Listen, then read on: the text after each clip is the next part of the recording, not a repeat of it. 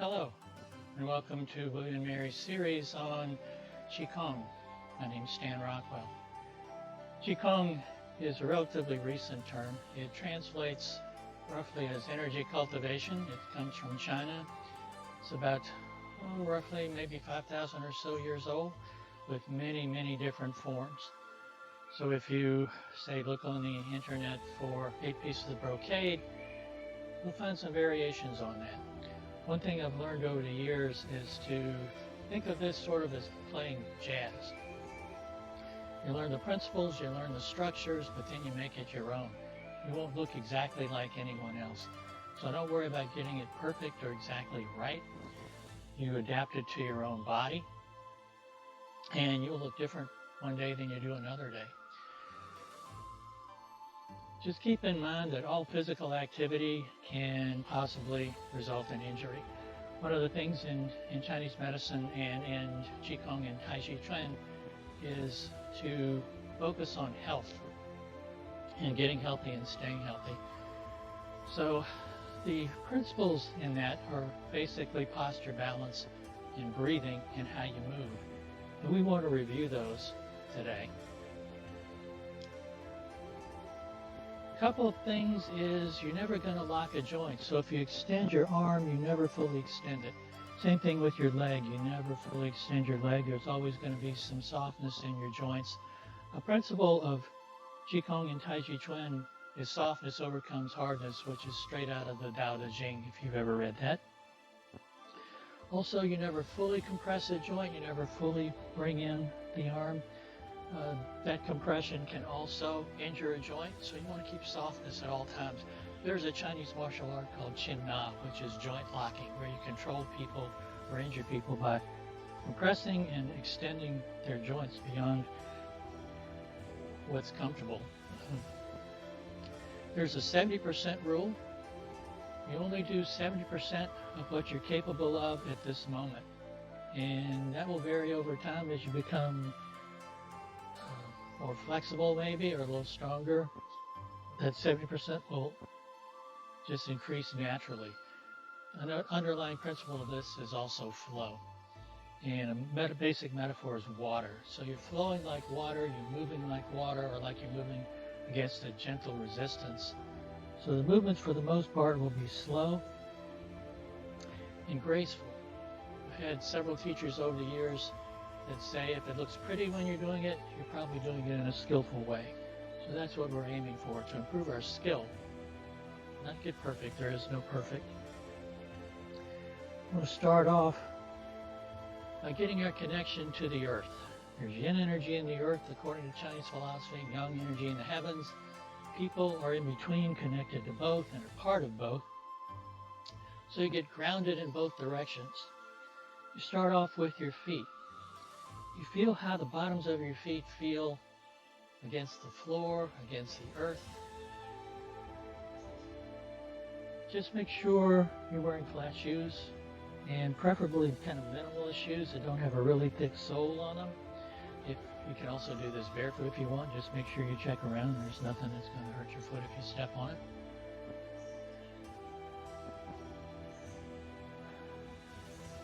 You have acupressure points throughout your body, energy channels throughout your body, according to Chinese medicine.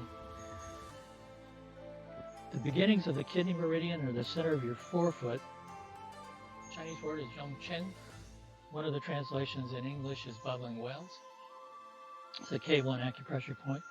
You can visualize an energetic connection there attached to the earth, just really almost magnetically or energetically getting you fully connected to the earth. Rooting is a visualization. There's a lot of visualizations in this. It's also often used. And one of the more common ones is using a 3-point stance, because that's the most stable. If you think of the old milking stools, they could set them on any kind of ground and they wouldn't rock because they had 3 legs. So we'll use the ball of the foot at the base of the big toe, the ball of the foot at the base of the little toe, in the center of the heel. It just basically root down into the earth, drill down into the earth, get you really securely, firmly connected. And you start to sink down into that. If your feet tend to be flat and doing that Makes your arches kind of collapse. Just bring your arches up till your knees are pointed in the same direction as your toes. In every movement we make, your knees and toes are going to be pointed in the same direction. There's something we'll do somewhere along the way called the bow and arrow stance or archer stance. It looks like this. Back foot is at 45 degrees. If you're really flexible, you can do it at a 90-degree angle, but keep it easy on your knees. We typically do 45. Front foot straight ahead. You notice there's some space in between the insides of the feet. So you're stable in all directions, front, back, and to the sides, but knees are pointed in the same direction as your toes, even in this stance. Your feet are about as parallel as you can get them, shoulder width apart. If you have issues with ankles, knees, hips, and you need to have your toes out a little bit, that's okay. One of the other principles in this, in Chinese medicine, is they want blood to flow as efficiently as possible, the lymph system to flow as efficiently as possible, no nerve impulses blocked, they're all flowing, and something they call the Qi system. Qi just translates as vital energy. They want that to be able to flow. So for most of what we do, there's going to be space at the groin, space on your arms. Head teachers say pretend or visualize you have tennis balls on your arms or eggs that you don't want to break. So you always have some space there. And most of the time our hands will be like we're holding like a ball the size of maybe a basketball or a volleyball. Some space in between your fingers. So just relax into it, sink down into it. Once you're firmly connected to the yin energy of the earth, you want to connect yourself to the yang energy of the heavens. There's another acupressure point. It's the part of your skull that's the last to harden up after you're born. Chinese, it's Ba Wei. If you've taken yoga, it would be the crown chakra. Same thing. Visualize an energetic connection there, pulling you straight up, or a line attached there pulling you straight up. As it does, it makes you taller, it stretches you upwards, stacks your vertebrae on top of each other, and starts to make adjustments to your body. Your tailbone will drop down a little bit, your hips may move back a little bit, the tops of your hips are parallel to the floor. Just to flatten out your stomach and your lower back. Again, if that feels uncomfortable for you, just relax into whatever feels best for you. Tops of your shoulders relax down the center line. So it's like your shoulder blades are flowing down your back. Shoulders are parallel to the floor. We express our emotions with our face and with our body. So sometimes if you do a body scan during the day and you're stressed, you may find your shoulders up around your ears. If you're feeling sad, they might be slouched forward. Oftentimes we're taught growing up to almost stand at attention, so you have your shoulders pulled back. All of those are fairly rigid. And another principle is flexibility overcomes rigidity. So you just want your shoulders to relax down the center line. Imaginary line across your eyes and ears becomes parallel to the floor. So your head's not tilted to the left or to the right. It's also not tilted to the front or the back of the corners. And that's oftentimes as we get older, our head becomes out of alignment with our spine and our body and with gravity. We're tilted forward because we're walking around looking at phones, or because especially the way we sit, our head's tilted forward, or when we try to read, our head's tilted forward. So as this line pulls you up, it lifts the back of your head, it tucks your chin in a little bit, it may move your head back just a little bit. So your head becomes nice and balanced on your shoulders. When that happens, and you're in harmony with gravity, you don't have to spend as much energy staying upright. One of the other principles in this is you only use whatever muscles, tendons, ligaments, joints, energy you need for whatever it is you're doing at the moment. Everything else stays nice and eutonic, relaxed, but ready. Hypertonic is really stressed, that's too young. Hypotonic is if you're laying in Shavasana, totally like jello, relaxed, too yin. For this, we want to be like the crane standing in the water waiting for the fish to come by.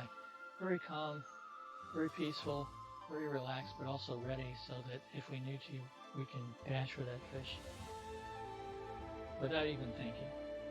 It just happens.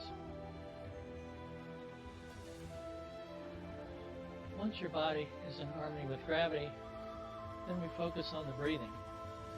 If you study in traditional Tai Chi Chuan classes, you'll do standing meditation. It is the basic first several classes, maybe, where you learn your posture and your balance. And a real strong focal point is the breath. As we grow older and starting at about age 6, our breathing starts to change. When we're first born, we breathe from down here in the abdomen. As we get older, it moves more and more up towards the shoulders. One quick experiment you can do is put one hand on the middle of your chest. In Tai Chi and Qigong, it's the middle dantian, upper dantian, middle dantian, lower dantian, just basic energy centers. The other hand over the lower dantian, and just breathe like you normally breathe. Don't do anything special. But see which hand moves the most. It's the hand up here. You're doing a stress response breath. You're not getting the oxygen very deeply into your lungs. You're having to use muscles up here that don't work very well in trying to move your lungs.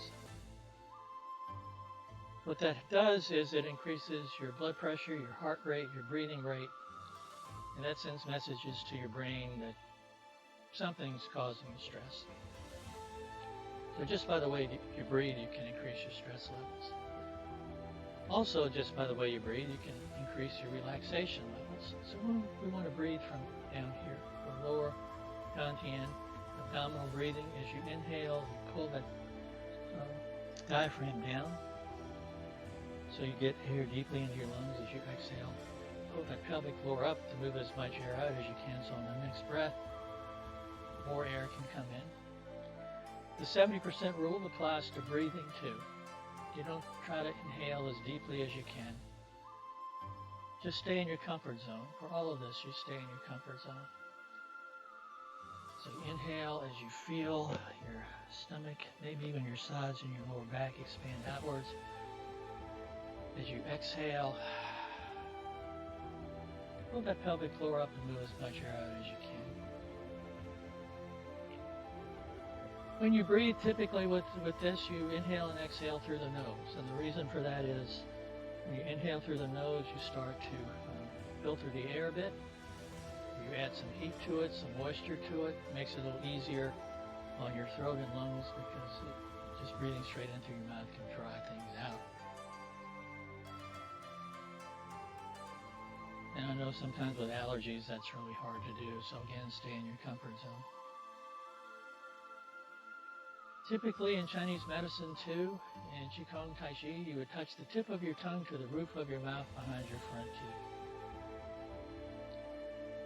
They see that as connecting two major energy channels in your body.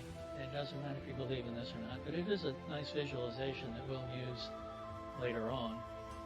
But the tip of the tongue down the front of your body to the perineum is referred to as conception vessel.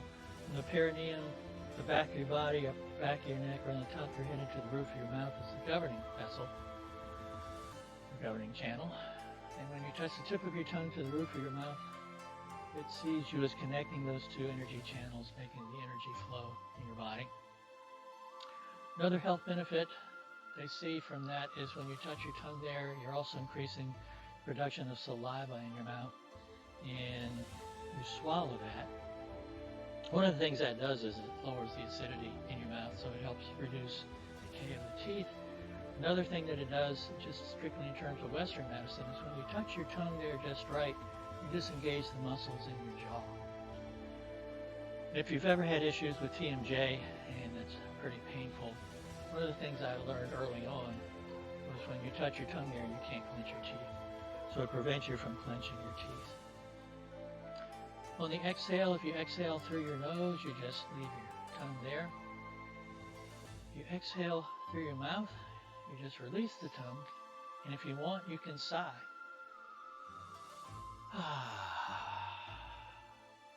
With that sound, you let whatever tightness, whatever tension is inside your body just flow out and away from you and dissipate.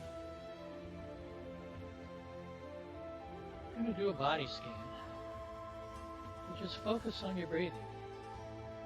breathe at the rate that feels most comfortable for you.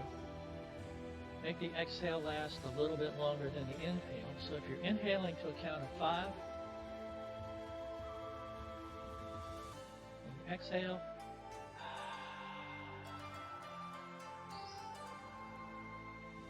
exhale to a count of 7 or 8 or 9. Again, whatever you feel comfortable with.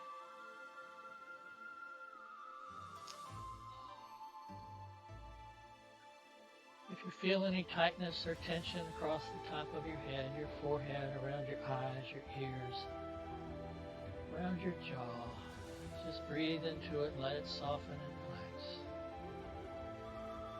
Feel any tension in your neck, down your shoulders, down your arms, into your wrists and hands and fingers. Just breathe into it and let it soften. Feel any tightness in the upper chest, and in your stomach, upper back, and into the lower back. Just breathe into it and let it soften. Just any tightness in the hips, buttocks, down the thighs, the hamstrings, around your knees, just breathe into it and let it soften.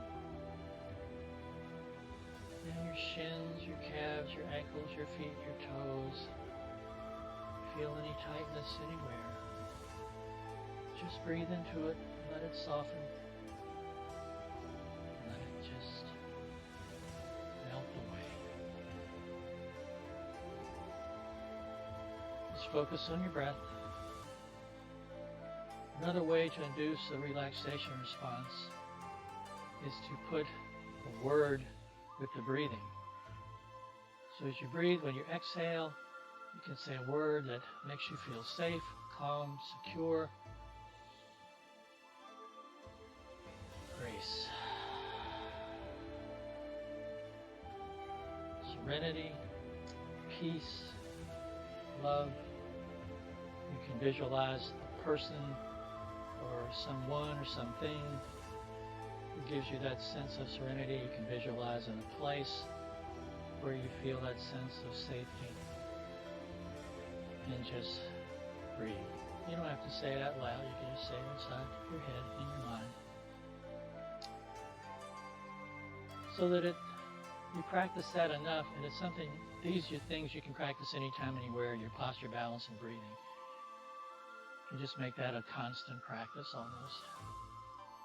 But when you say that word to yourself, or you visualize that word or that place, you just automatically start to calm. And get that relaxation response. Another way is just focus on relaxing all the muscles in your face. Again, we co-regulate each other through our polyvagal system, and sometimes emotions can be contagious, for better or for worse. So if at least one of you starts to calm, getting your breathing down, you start to sort of breathe in synchronicity. The muscles in your face relax. It lets everyone know they're safe, and everyone starts to relax.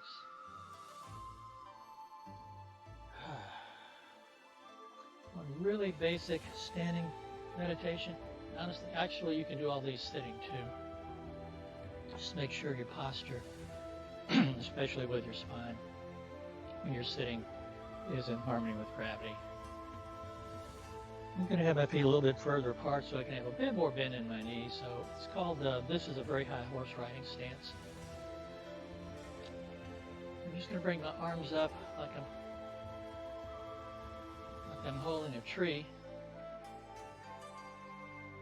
And this is in Tai Chi and Qigong just called standing stake or standing pole. And you hold this for however long you want. At a class not too long ago, a Chinese person was teaching the class, and for at least 30 minutes or more of the first class was this. You can make it more challenging by bringing your feet further apart.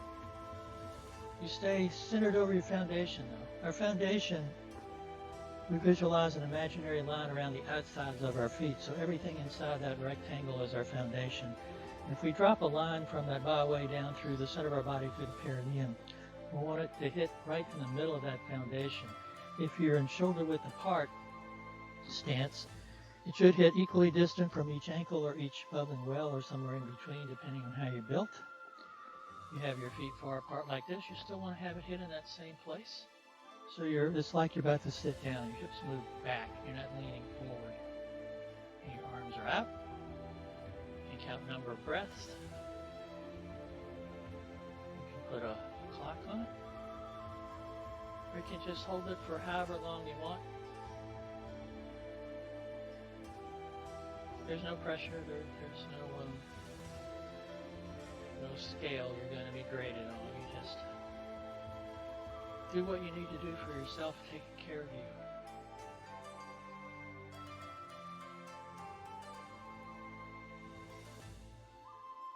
When you're done, just bring your hands out, bring them back around, and push down. Bring the feet a little further close together.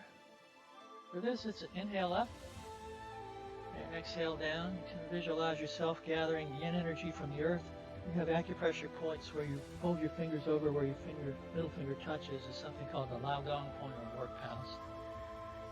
And you can visualize yin energy from the earth coming in. When you turn upwards, yang energy from the heavens coming in. When you fold over, you can visualize pressing that clean energy down through your body and pressing stagnant energy out through those bubbling wells into the earth, and it dissipates away from you. It's an inhale up and an exhale down. One of the other principles in Chinese medicine is they see illness, injury as a result of blocked qi, stagnant qi, just like when water is dammed up and it can't move, it becomes stagnant.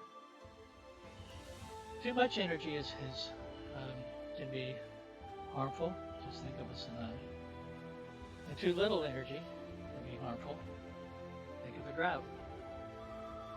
So we're just trying to get the flow of energy that's most beneficial for us for where we are at this moment in time. Let's do one more. Come back to center. Left hand's going to be flat with the thumb over, right hand's a fist. They come together. It's kind of our salute to each other. Stay safe, healthy, and well. And I will see you next time, and we'll go over specific forms. But I do want you to remember these principles because they're going to apply to everything we do. So practice them. You can do them anytime, anywhere. Thank you.